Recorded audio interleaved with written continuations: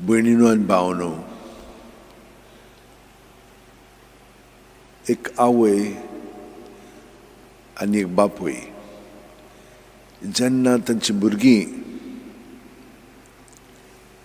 सगळें बरे भाशेन करतात तेन्ना तांकां एक आनंद दिसता आनी ती हें दुसऱ्यांकूय सांगतली पळय तो सगळे हुकुमा प्रमाणे जियेता म्हणून.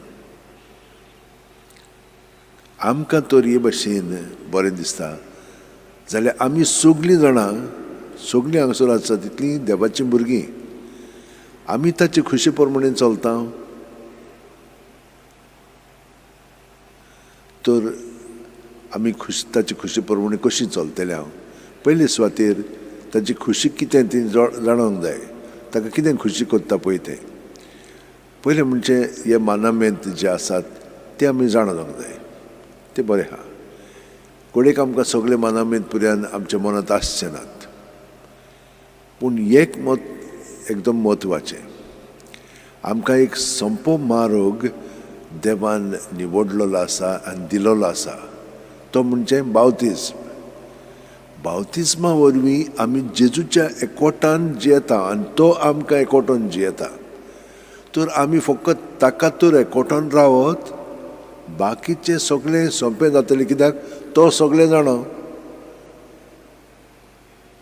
तो सगळें जाणा. आमी किरकोळ ताचे कुडीचे सांदे हे परी तर ताका एकवटान रावत, बाकीचें सगळें तो सारकें थाऱ्यार हाडटलो. आमची उतरां, आमच्यो कोरण्यो, आमची चाल सगळी ताची जातली. दुसऱ्यां बरोबर आसली की ना आमी ती करतात तशें भशेन करचें ना, कित्याक ताचे गोठायेन आमी तांकां आजीर जातले हांव आनी ती कितें म्हणटात करतात तें सगळें जेजू सवें दवरतलें हांव. आमचे सवें कितें घडटात तेंय जेजू सवें दवरूंक लागतलें हांव. ही फुरसत, ही गोठाय आमकां मेळटली आनी तेन्नाच की आमी बापायचे येवजणे प्रमाणे खुशे प्रमाणे आमी जिवीत सादतले हांव. तर हें घडोवन येवच्याक सदांच रातची आनी सकाळची 5 मिनट तरी कोंत घेयात. प्रत्येक मनीस एक सुस्कार जावन आसा. जेजू आमचे सगळें बरोवन आयलो, जेजू जेजू जेजू म्हणून सगळें भितर आहा तितलें भायर काडात.